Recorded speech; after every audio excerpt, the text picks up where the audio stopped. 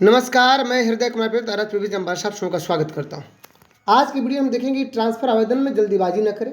क्यों जल्दीबाजी न करें? दूसरी बात कि डाउटफुल लिंक न खुलें तो क्या करें। चूँकि सक्षमता में जिनका डाउटफुल डॉक्यूमेंट वेरिफिकेशन में आया है उनके लिए आज अंतिम तिथि आज 9/11/2024 है। पत्नी या पति का गृह अनुमंडल क्या है, यानी कैसे परिभाषित करें कि पत्नी का गृह अनुमंडल या गृह पंचायत या गृह प्रखंड या गृह मतलब जो गृह अनुमंडल या गृह जो होम डिस्ट्रिक्ट है, इसका परिभाषा क्या हो सकता है। तो इन तीन चीज़ों पे हम चर्चा करेंगे। तो अगर आप मेरे चैनल पर नए हैं तो फिर मेरे चैनल को सब्सक्राइब जरूर कीजिएगा, बेल आइकन जरूर दबाइएगा ताकि नोटिफिकेशन आपको मिल सके। अगर ये वीडियो आपको अंत तक अच्छा लगे तो सबसे अधिक इसे शेयर कीजिएगा अपने दोस्तों को। चलिए सबसे पहले बात कर लेते हैं कि ट्रांसफ़र आवेदन में जल्दीबाजी न करें। तो इस विषय पर और दूसरी एक विषय है जो पत्नी या पति का गृह अनुमंडल। आज हमारी बातचीत हुई है। एक है हमारे जिला मास्टर ट्रेनर राधेश्याम कुमार जी। राधेश्याम जी एक ऐसे शख्स हैं, जब याद है मुझे, जब पूरे बिहार में जनगणना के वक्त जब हम जो एक ही फॉर्म बहुत सारा परिवार के ऊपर जब स्कैन हो चुका था तो उसको सॉल्व करने वाला मैं ही हूँ। और उन्होंने कहा था कि सर बहुत बहुत धन्यवाद, बहुत सारे लोगों की आपने जो परेशानियां थी उसको दूर कर दी। और आज उनका ये सजेशन मिला है। तो nobody is perfect in this world, इस संसार में कोई परफेक्ट नहीं होता है। तो मुझे उन्होंने ये बताया ये कि पत्नी और पति गृह अनुमंडल में क्या क्या हो सकता है, नोटिफिकेशन में क्या है। तो चलिए सबसे पहले जल्दीबाजी इसलिए न करें कि ताकि कोर्ट में मामला जाने वाला है और इससे सिर्फ विशिष्ट को ही नहीं बल्कि बीपीएससी सबको सहायक, जो सबको फायदा होगा, जो बीपीएससी टीचर है टीआर 1 टीआर 2 या विशिष्ट, सबको फायदा होने वाला है। कि अगर कोर्ट में मामला जाता है तो जो नियमावली में नहीं है वो नोटिफिकेशन में है, नोटिफिकेशन में नहीं है वो सॉफ्टवेयर में है, तो कोर्ट में मामला जाता है तो फायदा होगा। दूसरी चीज़, आप जितनी जल्दी बाजी करेंगे तो कोर्ट में अगर मामला जाता है तो विभाग और सरकार कहेगी कि हमारे जैसे कल तक का जो आंकड़ा है लगभग 16-17 हज़ार लोग आवेदन कर चुके हैं, तो विभाग बताएगी कि इससे किसी को परेशानी नहीं है। और कोर्ट का वक्त बर्बाद करने के लिए इस तरह का ये अपील किया गया है, कोर्ट के सामने केस किया गया है, क्योंकि सभी लोग इसका विरोध नहीं कर रहे हैं, कुछ लोग ही विरोध कर रहे हैं। तो इसलिए जल्दीबाजी इसमें न करें। दूसरी चीज़ कि आने वाले समय में हमारे पदाधिकारियों की भी आपस में मीटिंग होने वाली है। आखिर उस मीटिंग में क्या होता है, क्या नहीं होता है, क्या सुधार होता है, क्या नहीं होता है, क्योंकि आप अडिग रहेंगे तो इस पर फायदा होगा। और दूसरी बात कि हमारे बहुत सारे मित्र जो कहते हैं कि संघ ने क्या दिया, मैं आपको बता दूं कि संघ के बदौलत ही आज चाहे आप नियोजित के रूप में हो, विशिष्ट के रूप में हो, बीपीएससी के रूप में हो, जो वेतन पे जिस वेतन पे खड़े हैं वो संघ का देन है। कारण कि जब 2003-05 में शिक्षा मित्र की बहाली हुई थी उस पीरियड में 2003 और 5 की बात बता रहा हूँ, 11 महीने की सर्विस थी और 2005 में जो आंदोलन हुआ उसका परिणाम हुआ और दबाव पड़ा, जिसका परिणाम हुआ कि 60 वर्षों के लिए इसको नियोजन इकाई कर दिया गया। अब इसमें जो एक फिक्स पेमेंट मिलता था उसके अगेंस्ट में भी आंदोलन हुआ। 2015 में एक बृहद आंदोलन हुआ, बस थोड़े देर और चलता कुछ दिन तो और इसका बेहतर परिणाम हो सकता था, लेकिन आंदोलन समाप्त हुआ और हमें क्या मिला, हमें वेतनमान मिला 5200 से 20,200 वाला। तो इस प्रकार ये कहना बिल्कुल उचित नहीं है कि संघ ने हमें कुछ नहीं दिया। बहुत कुछ संघ के बदौलत मिला है, चाहे बहुत सारा आकस्मिक अवकाश से लेकर के बहुत कुछ।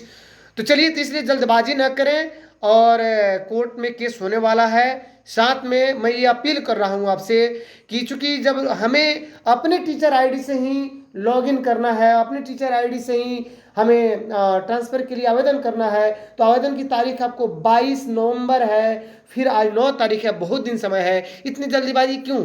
हम देखें, अगर नहीं होता है, कोई हल नहीं निकलता है तो 16, 17, 18 तारीख के बाद हम आवेदन करेंगे। हल नहीं निकलता है तो 18 के बाद हम आवेदन करेंगे, तभी हमारे पास 4 दिन रहेगा। दूसरी चीज़, एडिट करने का, मॉडिफाई करने का भी ऑप्शन आपके पास अवेलेबल है। तो प्लीज़ वीडियो को स्किप मत कीजिएगा, बाकी आपके सवालों का भी उत्तर जानना है। चलिए, डाउटफुल लिंक न खुलने पर क्या करें। तो हमारे उमेश जी बार बार मुझे मैसेज कर रहे हैं और संजोग से मैं राधेश्याम जी जो जिला मास्टर ट्रेनर हैं छोड़ा दानों के, वो मेरे साथ में थे। तो हम लोग यही सजेस्ट करेंगे आपको कि लिंक अगर नहीं खुल रहा है तो आप इसके लिए सबसे पहले नोट कैम से आप स्क्रीनशॉट कर लें लिंक नहीं खुलने का। दूसरी चीज़ की संबंधित आप डीईओ को एक आवेदन करें और अपनी कॉपी यानी हार्ड कॉपी में उन्हें सुपुर्द करें, और चाहे तो अपने लॉगिन से यूजर आईडी से डीपीओ के लॉगिन आईडी से भी आपका अपलोड हो जाएगा जो भी ओरिजिनल सर्टिफिकेट है। इसके लिए आप आवेदन कर दें महोदय। दूसरी बात कि पत्नी के गृह अनुमंडल को कैसे परिभाषित करें, ये हमारा तीसरा प्रश्न था। और क्या ससुराल में बसे पति का भी गृह या पंचायत अनुमंडल अलग हो सकता है? जी हाँ, बिल्कुल। ये जरूरी नहीं कि पत्नी का गृह अनुमंडल उसका मायके हो, ये कहीं भी नोटिफिकेशन में नहीं लिखा हुआ है। यहाँ गृह अनुमंडल की बात की जा रही है तो पत्नी के आधार कार्ड पे, सोचने वाली बात है, क्योंकि मैं भी थोड़ा बहुत कंफ्यूज था, तो मैं आप लोगों को आश्वस्त कर देना चाहता हूँ। अगर मुझसे कोई गलतियाँ होती हैं तो उसे आप क्षमा करेंगे, लेकिन मैं आप सबों को आश्वस्त करना चाहूँगा कि पत्नी के गृह अनुमंडल, देखिए आधार कार्ड जब बनता है बाद में अपडेट होता है, पति के नाम पे, पति के पते पर आधार कार्ड आ जाता है, पति के पते के अनुसार पत्नी का आवासीय प्रमाण पत्र बन जाता है ना। पति के आय के अनुसार पत्नी का आय प्रमाण पत्र बन जाता है। और कहाँ से बनता है? तो संबंधित वहाँ के प्रखंड से, या जो एनसीएल बनवाना हो तो उसी प्रखंड से और अंचल से, साथ में अगर अनुमंडल का भाई एनसीएल बनता है तो उस यानी पति के पते पर, यानी पति का जो आवासीय पता है उसी के अनुसार पत्नी का हो जाता है। तो कदापि ये ना सोचे कि ये मायका ही होगा, ये जरूरी नहीं है। जिसमें हम सभी बात करें कि हमारा 3 अनुमंडल 4 अनुमंडल छूट रहा है तो मायका ही हमारा पत्नी का गृह अनुमंडल होगा, ये बिल्कुल ऐसा बात नहीं है। यानी पति का जो गृह अनुमंडल है वहीं पत्नी का भी गृह अनुमंडल हो सकता है। हाँ, पत्नी का गृह अनुमंडल किस परिदृश्य में अलग होगा? क्योंकि पत्नी अलग अलग रह रही है, या उनका वास्तविक स्थिति है कि पति अपने गृह अनुमंडल में कहीं और है और पत्नी किसी दूसरे अनुमंडल में कहीं और है, और वहाँ अपना वोटर है और सब कुछ वहाँ पे अपडेट करा चुकी हैं, वहाँ से उनका वासी है, वहाँ से आए है। इस परिस्थिति में उनका गृह अनुमंडल दूसरा हो सकता है, नहीं तो पति का जो गृह अनुमंडल है वहीं पत्नी का भी गृह अनुमंडल होगा। अब आइए बात कर लेते हैं कि कुछ ऐसे भी हमारे पति हैं जो ससुराल में बसे हैं। वैसे पति जो जिनको नवासा मिल गया, ससुराल में बस गए, तो उनका तो पुराना वाला गृह अनुमंडल छूट गया। अब चूंकि ससुराल में बसे हुए हैं, जैसे मेरे ही बड़े पापा अपने ससुराल में बसे हैं, तो ससुराल में बसे हैं तो सब कुछ तो उनका वहाँ पे अपडेट हो गया, वहाँ का उनका आधार अपडेट है, वहाँ का आवासीय है, वहाँ का आय है, सब कुछ परमानेंट एड्रेस वहाँ का है। तो उनका गृह अनुमंडल, उनका ससुराल, यानी उनकी जो पत्नी का गृह अनुमंडल है वही उनका गृह अनुमंडल हो जाएगा, या जो गृह पंचायत हो जाएगा। तो इस चीज़ को आप इसमें आप डाउट में न रहें, आप स्पष्ट समझ लें कि पत्नी का गृह अनुमंडल का मतलब है कि पति का गृह अनुमंडल।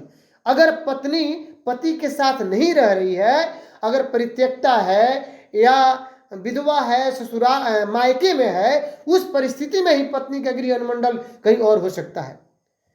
तो विधवा है तो उस परिस्थिति में तो हम छोड़ ही देंगे, लेकिन अगर परित्यक्ता है, मायके में रह रही है, वहाँ का सब कुछ अपडेट है, तो इस परिदृश्य में उनका गृह अनुमंडल दूसरा हो सकता है। नहीं तो जो पति यानी जो टीचर है और वो अपने पत्नी के कारण पत्नी के मायके का अनुमंडल नहीं दे पा रहे हैं, क्या कहते हैं कि ट्रांसफर पोस्टिंग के आवेदन में, तो इसको भूल न करें। पत्नी का गृह अनुमंडल आपका ही गृह अनुमंडल होगा, मायके को कदापि नहीं समझा जाए, क्योंकि उनका आधार से लेकर के आवासीय सब कुछ आपके पते पर अपडेट हो चुका है।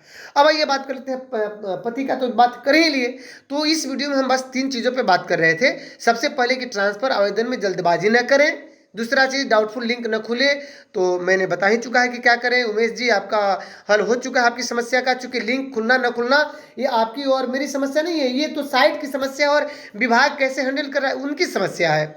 और पत्नी या पति का गृह अनुमंडल क्या होगा इस पर भी हम चर्चा कर चुके हैं। सबसे पहले स्पेशल थैंक्स हमारे राधे श्याम जी का। चलिए, अगर आपको ये वीडियो अच्छा लगा हो तो सबसे अधिक इसे अपने मित्रों को शेयर कीजिए जो इस भ्रम में है पत्नी के गृह अनुमंडल को लेकर के, और सबसे अधिक शेयर कीजिए, लाइक कीजिए, कमेंट कीजिए। अगर चैनल पे नए हैं तो प्लीज़ मेरे चैनल को सब्सक्राइब कीजिए और बेल आइकन जरूर दबाइए। मिलते हैं नेक्स्ट वीडियो में, तब तक के लिए थैंक यू।